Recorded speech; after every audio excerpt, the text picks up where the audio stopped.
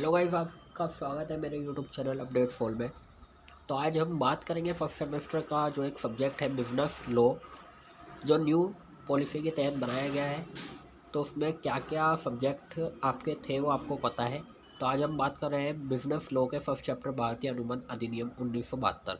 और मैं आपको पहले ही बता दूँ, ये जो आपका 1972 है ये बिल्कुल रॉन्ग है, ये 1872 है। ठीक है, ये मिस प्रिंट है सॉल की तरफ से। तो ये 1872 है, ना कि 1972। जहाँ पे भी आपको 1972 दिखे वहाँ पे आप अज्यूम करना कि ये 1872 है। और अगर आप नोट डाउन करते हुए चलेंगे तो और बेटर रहेगा 1872। ठीक है, तो इसका क्या आपका जो मैं आपको मेन पढ़ा देता हूँ। तो स्टार्ट करते हैं वीडियो। मैं कोई ये नहीं कहूँगा आप सब्सक्राइब करो, कुछ भी करो, आपको अच्छा लगता है वो आप करो। ठीक है, तो यहाँ से बात स्टार्ट होती है। सबसे पहले तो भारतीय अनुबंध अधिनियम 1872 की क्या अर्थ है उसके बारे में पता करते हैं। तो देखिए, सबसे पहले क्या कहता है भारतीय अनुबंध अधिनियम केवल उन समझौतों पर लागू होता है जो कानून द्वारा वैध और प्रवर्तनीय है। इसके अलावा अनुबंध कानून समझौतों का पूरा कानून नहीं है और ना ही ये दायित्वों को पूरा कानून है। एक समझौता जो किसी कानूनी दायित्व को जन्म नहीं देता, जैसे विवाह, उपहारों का परिवहन आदि, जो कानून द्वारा अनुबंध के रूप में लागू नहीं होते। यानी कि सीधा कहने का मकसद इसका ये है, भारतीय अनुबंध यानी अनुबंध वो ही होंगे जो भारतीय अधिनियम 1872 के तहत बने हैं, जो कानून के नज़रों में बने हैं, जो कानून द्वारा वैध है और प्रवर्तनीय। अगर कोई भी समझो, प्रवर्तनीय का मतलब है कि मतलब उसमें चेंजेस किए जा सकते हैं। अगर किसी कॉन्ट्रैक्ट में चेंजेस ना हो तो वे वैध नहीं कहलाएंगे। अगर समझो आप विवाह का कॉन्ट्रैक्ट कर रहे हो, या मतलब आप शादी का कॉन्ट्रैक्ट कर रहे हो, ये कोई कॉन्ट्रैक्ट थोड़ी है, ये तो बहुत पहले से होता आ रहा है। आप शादी कर रहे हो या आप अपनी मर्जी से कर रहे हो, इसमें कानून कोई हस्तक्षेप नहीं करता। हाँ, पर लेकिन अगर आप डिवोर्स करते हो तो उसके लिए कानून में आप कानूनी जो जितनी भी प्रोसेस है वो करनी पड़ेगी। पर लेकिन विवाह करने के लिए कोई कानून कुछ नहीं कहता। हाँ, बस उसकी कुछ कुछ मतलब कि कह सकते हैं कुछ सीमाएं होती है कि आपको कब शादी करनी है और कब नहीं करनी, बस ये होता है, वरना कॉन्ट्रैक्ट कुछ नहीं है इसमें। उपहारों का परिवहन, अब आप कुछ किसी दोस्त को कोई गिफ्ट दे रहे हैं तो उसके लिए आप कॉन्ट्रैक्ट थोड़े करोगे, ये तो आप अपने मन से दे रहे हो ना उसको, तो उसके लिए कोई कॉन्ट्रैक्ट नहीं है। तो आगे बढ़ते हैं। अब बात कर लेते हैं कि अनुबंध का अर्थ और उसकी प्रकृति कैसी है। अनुबंध का अर्थ और उसकी प्रकृति। एक अनुबंध निम्न अनुसार परिभाषित किया गया है। ये जो नाम आते हैं ना छोटे छोटे, इनको याद कर ले। जब आप एग्ज़ाम में लिखेंगे तो ये अच्छा एक मतलब एग्जामिनर जब चेक करेगा ना, उसको अच्छा लगेगा कि आपको नाम भी पता है जिन्होंने अनुबंध की या किसी की भी को भी डिफ़ाइन करा है, तो अच्छा लगता है। संबंध के अनुबंध को पक्षों के बीच दायित्वों को बनाने और परिभाषित करने वाला समझौता है। समझौता को कॉन्ट्रैक्ट भी आप कह सकते हैं। ठीक है, तो कॉन्ट्रैक्ट में क्या है, समझौता इक्वल टू होता है प्रस्ताव और स्वीकृति।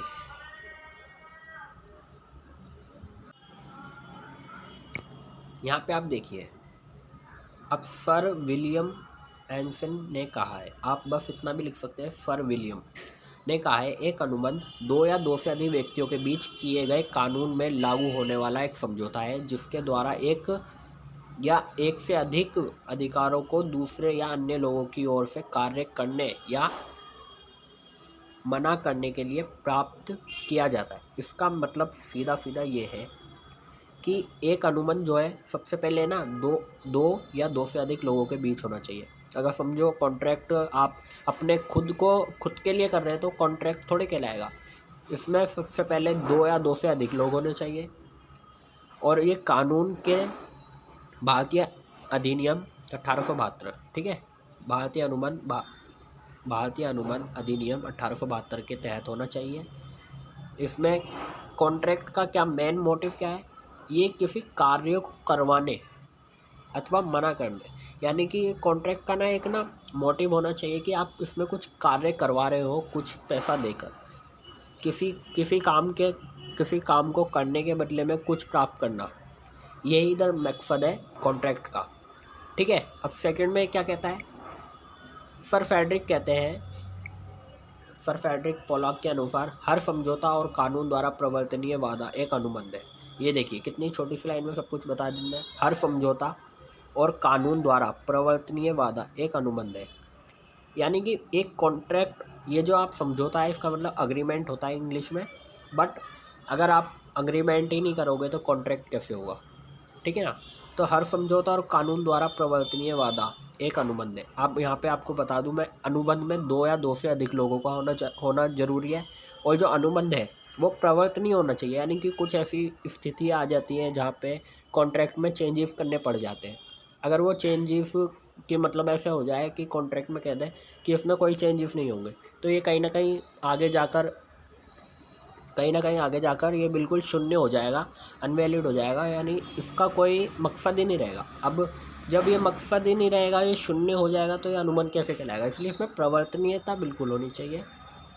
प्रवर्तनीय होगा तो ये लंबे समय तक चलेगा, और अप्रवर्तनीय होगा तो ये आगे जाके शून्य हो जाएगा।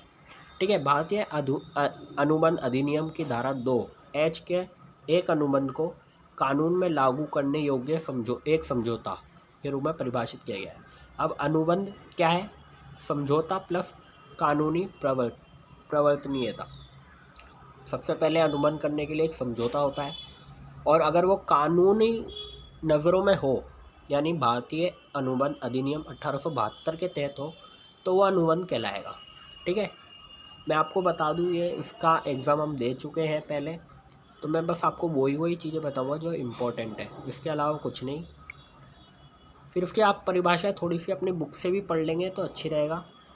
फिर ये सबसे मेन टॉपिक आ जाता है, भारतीय अनुबंध करने के लिए आपको सबसे पहले क्या पता होना चाहिए। आपको पता होना चाहिए कि भारतीय अनुबंध करने के लिए आवश्यक चीज़ें क्या है।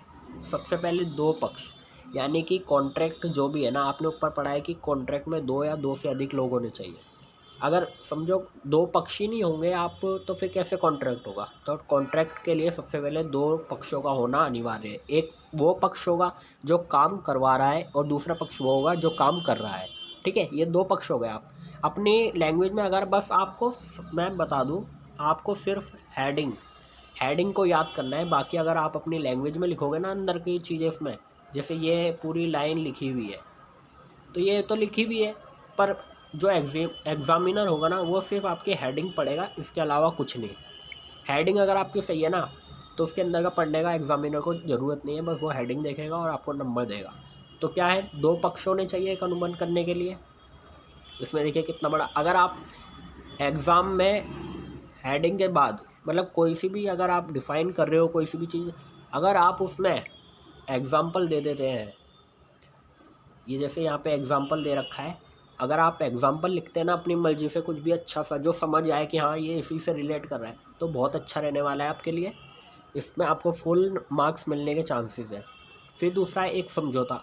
मैंने बताया आपकी अभी ऊपर क्या लिखा था, अनुबंध इज इक्वल टू समझौता प्लस कानूनी प्रवर्तनीयता। एक समझौता, अगर जब तक उसमें समझौता नहीं होगा ना तो कॉन्ट्रैक्ट नहीं होने वाला है आपका।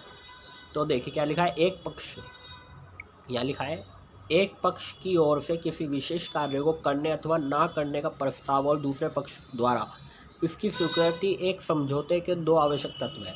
एक समझौता तब होता है जब दो दिमाग एक सामान्य उद्देश्य के लिए मिलते हैं, उनका मतलब एक ही समय पर एक ही अर्थ में एक ही चीज़ से। मन के मिलन को सर्वसम्मत विज्ञापन आइडेम कहा जाता है, यानी मामले के सहमति। समझौते का मतलब क्या है कि किसी कार्य को करना और उस कार्य को करने की स्वीकृति देना, ये समझौता है। एक बंदा जो है वो काम कराएगा, दूसरा बंदा उस काम को करेगा। तो यहाँ पे क्या हो गया, एक प्रस्ताव हो गया, दूसरा सिक्योरिटी हो गई। अगर ये दोनों चीज़ें होंगी ना जहाँ, वो समझौता कहलाएगा। और कॉन्ट्रैक्ट में समझौता नहीं होगा तो कॉन्ट्रैक्ट नहीं होगा, यह बात आप ध्यान रख लीजिएगा। फिर आप इसका एग्जाम्पल देख सकते हैं, ये एग्जाम्पल देखिए, यदि ए बी से कहता है कि वह अपनी कार रुपए में बेचने को तैयार है 20,000 और बी इस प्रस्ताव अपनी सहमति दे देता है, तो समझौता अस्तित्व में आ जाएगा। और यह समझौता जो है आगे भारतीय अनुबंध अधिनियम 1872 में कॉन्ट्रैक्ट बन जाएगा कि हमने ये कार इसको इतने में बेची है, तो ये कॉन्ट्रैक्ट हो जाएगा। अगर वो इनकार कर देता है कार लेने से, तो इसमें वो FIR दर्ज वगैरह कॉन्ट्रैक्ट में जो भी उसकी हानि होगी वो वसूल कर सकता है। फिर है एक बाध्यता। देखो हिंदी मीडियम में ना थोड़ी सी यही प्रॉब्लम होती है, जो इनके वर्ड होते हैं ना बहुत कुछ ज़्यादा टफ हो जाते हैं, पर इंग्लिश में अगर होता ना ये, तो आप 2 मिनट में बिना पढ़े ना समझ जाते हैं कि इसका मतलब ये है। क्योंकि आप इंग्लिश में ना, मैं मानता हूँ इंग्लिश में अब इस जो ये स्टेज चल रही है ना, इसमें सब बच्चों को इंग्लिश आती है, ऐसा कुछ नहीं है। एक बाध्यता कुछ करने अथवा ना करने का कानूनी कर्तव्य। एक अनुबंध के लिए एक समझौते को कुछ कानूनी दायित्वों को जन्म देना चाहिए जो कि कानून में लागू करने योग्य है। ऐसे करार जो केवल सामाजिक या घरेलू दायित्वों को जन्म देते हैं उन्हें अनुबंध नहीं कहा जा सकता। इस प्रकार एक तस्वीर पर जाने या रात के खाने में शामिल होने का समझौता एक अनुबंध नहीं है, क्योंकि इसका उद्देश्य किसी कानूनी बाध्यता को जन्म देना नहीं है। इसी प्रकार भविष्य में सहमत होने के लिए एक समझौता अनुबंध नहीं है, क्योंकि जब अनुबंध की सभी महत्वपूर्ण शर्तों का निपटारा नहीं किया जाता है तब तक कोई बाध्यकारी दायित्व नहीं हो सकता। इस तरह के समझौते को अभाव में शून्य है। एक बाध्यता का मतलब यहाँ पे आपको सीधा बता दूँ, जो भारतीय अनुबंध अधिनियम 1872 के तहत बाध्यता का मतलब ये ना, मतलब वही कार्य होना चाहिए जो कॉन्ट्रैक्ट में वैलिड हो।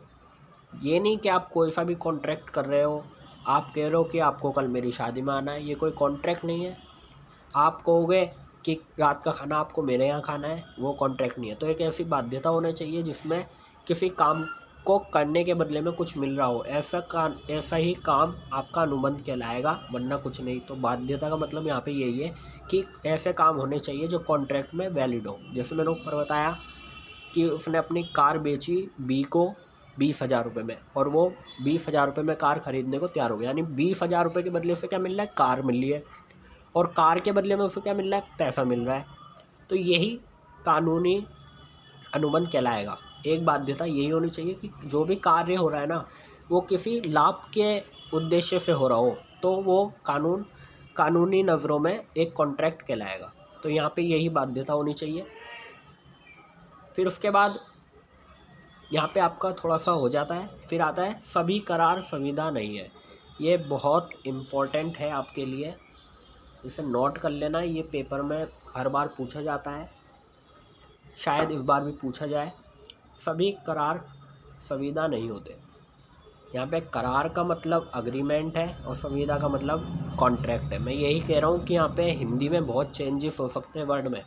एग्ज़ाम में तो एक ही वर्ड आपका यूज़ किया जाएगा, पर लेकिन यहाँ पे तब आप थ्योरी पढ़ोगे ना तो बहुत कुछ अलग हो जाएगा यहाँ पे। इसलिए मैं कह रहा हूँ आप हो सके तो थोड़ा वर्ड याद रखना अपने। तो यहाँ पे कहा गया है सभी करार संविदा नहीं है। ये मोस्ट इम्पॉर्टेंट है आपके लिए भाई, मैं कह रहा हूँ इसे लिख लेना अपनी कॉपी में, और थ्योरी ज़रूर पढ़ना, क्योंकि बिना थ्योरी पढ़े आप खुद नहीं पढ़ोगे जब तक कुछ नहीं होने वाला है। तो सभी करार संविदा नहीं होते, यानी सभी अग्रीमेंट कॉन्ट्रैक्ट नहीं होते। समझौते का मतलब अग्रीमेंट है यहाँ पे। तो मैं बता देता हूँ क्या कह रहा है ये। समझौता एक अनुबंध की तुलना में बहुत व्यापक अवधारणा है, यानी कि जो एक कॉन्ट्रैक्ट है ना उससे बड़ा समझौता है, यानी कॉन्ट्रैक्ट से बड़ा अग्रीमेंट है। जिन करारों में कानूनी दायित्व सृजित करने का आशय अनुपस्थित होता है वे अनुबंध नहीं होते। यानी जिन अग्रीमेंट में कानूनी दायित्व सृजित करने का आशय अनुपस्थित होता है वे अनुबंध नहीं होते। यानी सिंपल कहने का मतलब ये है, जो अग्रीमेंट है यानी जो करार है वो आपके सामाजिक भी हो सकते हैं, वो आपके पारिवारिक भी हो सकते हैं, वो आपके व्यक्तिगत भी हो सकते हैं, पर लेकिन जो आपके कॉन्ट्रैक्ट होगा, जो आपका अनुबंध होगा, वो सिर्फ सामाजिक होगा और लाभ के उद्देश्य से होगा। ये आप बात नोट कर लेना बहुत अच्छे से। तो आगे क्या कह रहा है, तो ये कहता है इसलिए सामाजिक मामलों में संबंधित समझौते अनुबंध नहीं होते। उदाहरण के लिए टहलने के लिए दो व्यक्तियों के बीच एक समझौता, वो एक सिनेमा शो, इसका पालन करने के लिए उनकी ओर से कोई कानूनी बाध्यता पैदा नहीं करता। इसके अलावा समझौते जो पार्टियों बाध्यकारी नहीं होने की घोषणा करती है, अनुबंध का गठन नहीं करती है, वे सिर्फ वे सम्मानित प्रतिज्ञा हो सकते हैं और स्पष्ट रूप से किसी भी अदालत के क्षेत्राधिकार के बाहर कहा जा सकता है। तो यहाँ पे क्या है, आपको मैं सीधा बता रहा हूँ, करार जो है, जो आपका अग्रीमेंट है, वो किसी भी तरीके से हो सकते हैं। यानी कि मैंने एक समझौता कराया, चल तू मेरे यहाँ आएगा तो मैं भी तेरे यहाँ आऊँगा, ये एक समझौता हुआ। वो कहेगा मैं तुम्हारे यहाँ खाना खाने आऊँगा तो तुम भी मेरे घर खाना खाने आओगे, ये समझौता है। पर कॉन्ट्रैक्ट में नहीं है, क्योंकि वो कहेगा कॉन्ट्रैक्ट में ऐसा हो सकता है कि मैं तुम्हारे यहाँ खाना खाने आऊँगा तो तुम्हें 3 रुपये मुझे देने होंगे, ये आपका कॉन्ट्रैक्ट हो सकता है। इसके कॉन्ट्रैक्ट में लाभ का उद्देश्य होता है, पर करार में लाभ का उद्देश्य हमेशा नहीं होता। तो ये सबसे बहुत बड़ा इसमें डिफरेंस है। तो बस इसी के ऊपर आपको थोड़ा सा नोट बना देना है। ये कितने 10 नंबर, 15 नंबर, 5 नंबर किसी में भी आ सकता है। फिर आगे बात कर लेते हैं। अब ये भी बहुत इम्पोर्टेंट है आपके लिए, सभी दायित्व भी अनुबंध नहीं बनाते। सभी दायित्व भी अनुबंध नहीं बनाते, यानी बहुत सारे काम हैं, बहुत सारे आपके रिस्पॉन्सिबिलिटीज़ हैं जो कॉन्ट्रैक्ट नहीं बना सकती। अब क्या है उसमें पढ़ लेते हैं। कोई भी दायित्व जो एक समझौते को स्वतंत्र रूप से उत्पन्न होता है, एक वैध अनुबंध का आधार नहीं हो सकता। यानी कि क्या कह रहा है, कोई भी दायित्व है आपका जो एक समझौते से स्वतंत्र रूप से उत्पन्न होता है, यानी अग्रीमेंट के अंडर में तो वो दायित्व है, पर लेकिन एक वैलिड अनुबंध यानी वैलिड कॉन्ट्रैक्ट के आधार पर नहीं है। तो क्या है इसका, कानूनी रूप से बाध्यकारी संबंध बनाने के इरादे से कोई घरेलू व्यवस्था एक अनुबंध का गठन नहीं करेगी। मैंने आपको बताया घरेलू यानी कि आपका पारिवारिक, व्यक्तिगत, ये कार्य है जो अनुबंध नहीं बनाती। जैसे पिता द्वारा अपने बेटे को पॉकेट मनी देने वाला वादा, ये वादा आ गया ना, वादे का मतलब ही समझौता है, अग्रीमेंट है, पर लेकिन ये कॉन्ट्रैक्ट नहीं है। लॉर्ड एटकिन के शब्दों में समझौता यहाँ से है, समझौतों का सबसे सामान्य रूप जो एक अनुबंध का गठन नहीं करता है। पति पत्नी के बीच किए गए समझौते हैं, वे अनुबंध नहीं है, क्योंकि पार्टियों का इरादा नहीं है कि उन्हें कानूनी परिणामों से भाग लेना चाहिए। ठीक है, इसमें कहने का मतलब ये है कि जैसे पति पत्नी, ये मैं बता रहा हूँ आपको, व्यक्तिगत जो लाभ का उद्देश्य नहीं रखते, किसी काम के करने के बदले में पैसा लेना, वो ये सब कॉन्ट्रैक्ट में है। पर इसके अलावा पति पत्नी के बीच एक समझौता, वो एक व्यक्तिगत रूप से समझौता है, उसको कॉन्ट्रैक्ट के रूप में नहीं कहा जा सकता। इधर सीधा मकसद यही है आपका। फिर ये थोड़ी सी क्या है, ये थोड़ा सा एग्जाम्पल वगैरह आपको दे रखा है। अगर एग्जाम्पल आप अपनी बुक से पढ़ेंगे तो आपको हेल्प होएगी कि क्या कहना चाह रहा है ये। मैं एग्जाम्पल नहीं पढ़ूँगा, मैं आपको सीधा सीधा टॉपिक समझाऊँगा, बस आपको वही देखना है। व्यापार कानून, एक वैध अनुबंध के आवश्यक तत्व, ये बहुत इम्पोर्टेंट है आपके लिए। अगर ये आपको याद हो गया, देखो ये सब ना एक दूसरे से रिलेट करते हैं। अगर आपको पहले का पता है, जितना भी अभी हमने डिस्कस करा, तो आपके लिए बहुत आसान रहने वाला है। ठीक है, तो अब क्या कह रहा है ये कह रहा है एक वैध अनुबंध के लिए आवश्यक तत्व क्या है, ऐसे तत्व जिनसे मिलके अनुबंध होता है उसे वैध अनुबंध कहते हैं। ठीक है, अधिनियम की धारा 10 के अनुसार, ये भी धाराएं वगैरह आपको थोड़ी सी याद करनी पड़ेगी। अगर नहीं याद है तो बस आप लिख सकते हैं भारतीय अनुबंध अधिनियम 1872 के अनुसार। अगर आप ये भी लाइन लिखेंगे तो वो भी अच्छी रहेगी आपके लिए। कानून में लागू होने के लिए एक समझौते को एक वैध अनुबंध की अनिवार्यता को पूरा करना चाहिए। यानी वैध अनुबंध जब ही होगा जब उसके आवश्यक तत्व उसमें शामिल होंगे। ठीक है, सभी समझौते अनुबंध है यदि वे पार्टियों की स्वतंत्र सहमति अनुबंध के लिए सक्षम एक वैध विचार के रूप में वैध विचार के लिए और एक वैध वस्तु के साथ किए गए हैं और ये स्पष्ट रूप से शून्य घोषित नहीं किए गए। अगर कोई भी कॉन्ट्रैक्ट शून्य घोषित हो जाता है, वो शून्य घोषित क्यों हुआ? क्योंकि उसमें जो उसके आवश्यक तत्व है वो नहीं है, उसमें से किसी एक की अनुपस्थिति के कारण वो शून्य हो गया। शून्य जब ही होगा जब उसका आवश्यक तत्व कॉन्ट्रैक्ट में नहीं होगा, तब ये शून्य होगा। ठीक है, तो आगे बढ़ते हैं। हाँ, ये इसके आवश्यक तत्व है समझौता यानी प्रस्ताव और स्वीकृति। मैं आपको इसको ज़्यादा डीपली अपने वर्डों में बता देता हूँ, बाकी आप थ्योरी पढ़ लेना। समझौता, अग्रीमेंट, कॉन्ट्रैक्ट में अग्रीमेंट होगा तो ही वो कॉन्ट्रैक्ट कहलाएगा। समझौता यानी प्रस्ताव और स्वीकृति। समझौता जो है वो दो चीज़ों से मिलकर बना है, एक प्रस्ताव और एक स्वीकृति। जब तक आप किसी कार्य को करने के लिए किसी के सामने अपना प्रपोजल नहीं रखोगे तब तक काम नहीं होने वाला। जैसे आपने कहा कि भाई मेरा ये काम कर दे, मैं तुझे इतने रुपये दूंगा, तो सामने वाला कहेगा ठीक है, तो उसने स्वीकृति ले ली, उसने स्वीकार कर लिया कि हाँ मैं तुम्हारा काम करूँगा, तो ये समझौता बन गया आपके लिए। ठीक है, फिर उसके बाद आता है कानूनी संबंध बनाने का इरादा। कानूनी संबंध यानी कि ये जो जितना भी कार्य होगा वो कानून की नज़रों में होना चाहिए, बिना उसके नहीं, व्यक्तिगत रूप से नहीं होना चाहिए, कानूनी संबंध में होना चाहिए। मुक्त सहमति, अगर जब तक प्रस्तावकर्ता की और स्वीकृतिकर्ता की दोनों की सहमति स्वतंत्र नहीं होगी, जब तक ये वैलिड, ये शून्य अनुबंध कहलाएगा। इसमें दोनों पक्षों की सहमति मुक्त होनी चाहिए, स्वतंत्र होनी चाहिए, किसी पर भी एक दूसरे के ऊपर मतलब कह सकते वो एक तरीके से फोर्स नहीं होना चाहिए किसी काम को करने के लिए।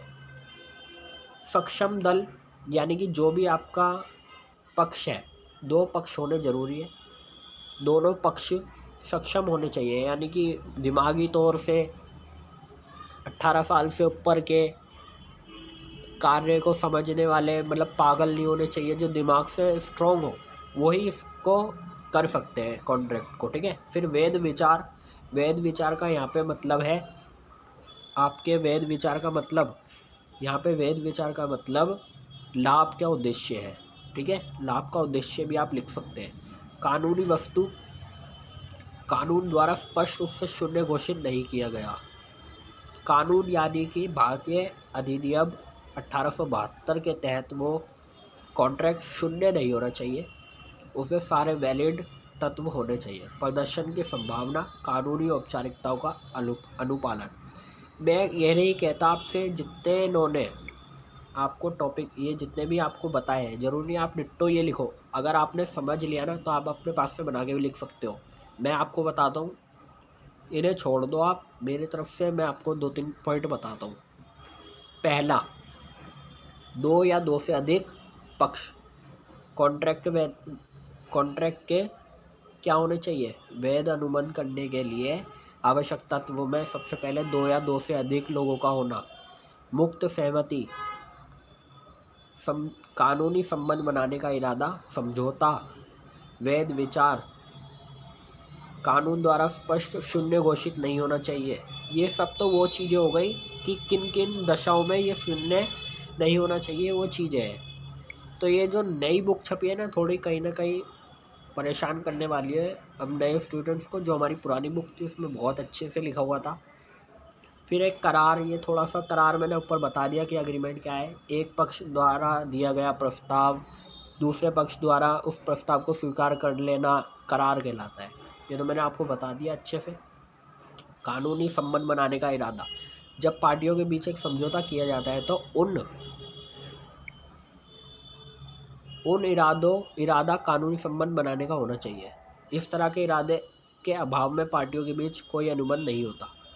ठीक है, फिर उसके बाद स्वतंत्र सहमति, जब 2 या 2 से अधिक व्यक्ति एक ही बात पर एक ही अर्थ में सहमत होते हैं तो ये कहा जाता है कि उन्होंने सहमति व्यक्त की है, यानी बिना किसी दबाव के की है, दोनों ने अपनी सहमति दिखाई है वहाँ पे।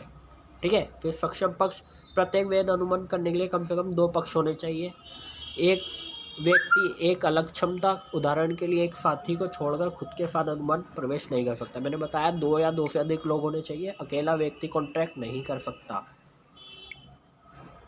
फिर आगे कहता है, ये थोड़ा सा इनका जो एग्जाम्पल है वो आप पढ़ लेना, एग्जाम्पल लिखोगे तो अच्छा मिलेगा। वेद प्रतिफल, देखो यह बात आ गई ना, मैंने कहा ना लाभ का उद्देश्य प्रतिफल का मतलब ही, ये जो प्रतिफल यहाँ पे लिखा है ना, इसका मतलब ही लाभ कमाना है। प्रतिफल वेद अनुबंध का एक अनिवार्य तत्व है। प्रतिफल के बिना एक समझौता एक कोरा वादा है और पार्टियों के लिए बाध्यकारी नहीं है। अनुबंध तभी प्रमाण देते हैं जब बदले में कुछ देने वाला वादा करता है, यानी कुछ के बदले में कुछ, यानी किसी कार्य को करने के बदले में कुछ लेना, वही प्रतिफल है। प्रतिफल के बिना तो कोई कॉन्ट्रैक्ट हो ही नहीं सकता। अगर मैं आपसे कहूँ भैया मेरी कार ले लो, तो मैं पागल थोड़ी फ्री में थोड़ी दूंगा, पैसे लूँगा ना उसके बदले में, और वो पैसा जो मुझे मिल रहा है ना वो मेरे लिए प्रतिफल है। उसके बिना कॉन्ट्रैक्ट कर रहा हूँ तो वो शून्य ही होएगा। फिर कानूनी वस्तु करार के का संबंध किसी ऐसी चीज़ से नहीं होना चाहिए जो कि किसी कानून के प्रावधान के विपरीत या किसी कानून द्वारा स्पष्ट रूप से मना किया गया हो, नीति के विरुद्ध या अनैतिक हो। सभी समझौते जो वैध नहीं है उन्हें कानून द्वारा लागू नहीं किया जा सकता। ऐसा इसलिए क्योंकि अदालतें प्रदूषित हाथों को न्याय के शुद्ध झरनों को छूने की अनुमति नहीं देती। किसी भी कानून के प्रावधानों, यानी इसका कहने का मतलब ये है, जो भी आप कॉन्ट्रैक्ट करोगे ना वो कानून की नज़र में होगा, कानून की वस्तु में होगा, कानून के प्रावधानों के कानून के प्रावधानों के अंतर्गत होगा। उसके विपरीत आप कोई कार्य नहीं करोगे, ना कोई कॉन्ट्रैक्ट करोगे। इसका कहने का मतलब यह है कि स्पष्ट रूप से शून्य घोषित नहीं किया गया हो, यानी कि कोई भी समझौते को देश में लागू किसी भी कानून द्वारा स्पष्ट रूप से शून्य घोषित नहीं किया गया हो। यानी आपने कोई कॉन्ट्रैक्ट, आपने कोई अग्रीमेंट करा, अगर वो शून्य हो गया तो कॉन्ट्रैक्ट तो बनेगा ही नहीं। तो अग्रीमेंट जो है वो वैध होना चाहिए, किसी लाभ से रिलेटेड होना चाहिए, जब भी वो कॉन्ट्रैक्ट बनेगा, उसके वरना वो कॉन्ट्रैक्ट नहीं बनने वाला। फिर उसके बाद प्रदर्शन की अनिश्चितता और संभावना, इसका एग्जाम्पल देखो, एग्जाम्पल से आपको अच्छे से समझ आएगा। ए बी को 1000 मीटर कपड़ा बेचने का करार करता है। ये इंगित नहीं करता कि किस प्रकार का कपड़ा बेचा जाना है। ये अनुबंध अनिश्चितता के कारण शून्य और अप्रवर्तनीय। अगर जब आप कोई कॉन्ट्रैक्ट कर रहे हो तो उसमें सारी डिटेल आपकी होगी नहीं होगी, आप कपड़ा दे रहे हो, कितने का दे रहे हो, कौन सा दे रहे हो, किस क्वालिटी का दे रहे हो, जब तक ये सारी चीज़ें मेंशन नहीं होगी, जब तक वो कॉन्ट्रैक्ट आपका अनवैलिड रहेगा, शून्य रहेगा। अनुबंध जो पंजीकृत होना चाहिए, एक दूसरे के निकट संबंध में खड़े पार्टियों के बीच प्राकृतिक प्रेम और स्नेह के कारण विचार के बिना किया गया वादा। जिन दस्तावेजों पर अनिवार्य पंजीकरण, ठीक है। संपत्ति अधिनियम 1882 के हस्तांतरण के अचल, ये कोई इम्पोर्टेंट नहीं है आपके एग्ज़ाम में, मेरे ये जो है ना, ये आने की कोई संभावना नहीं है, इसको आप छोड़ दो। आज जब भी अगर आपको पढ़ना है तो आप पढ़ सकते हैं। तो गाइस आज के लिए बहुत है, नेक्स्ट पार्ट में आपको मैं बताऊंगा अनुबंधों के प्रकार, ठीक है। जब तक आप इस वीडियो 1-2 बार देखो, जब तक आपका बेसिक क्लियर होगा तो आप ये आराम से समझ पाएंगे ये चीज़ें क्या है, ठीक है। तो वीडियो करते हैं यहाँ पे फिनिश। अगर वीडियो अच्छी लगी हो तो लाइक करना, शेयर करना, कमेंट करना, और नेक्स्ट पार्ट मैं लेकर आऊँगा आपका अनुबंधों के प्रकार। Thank you.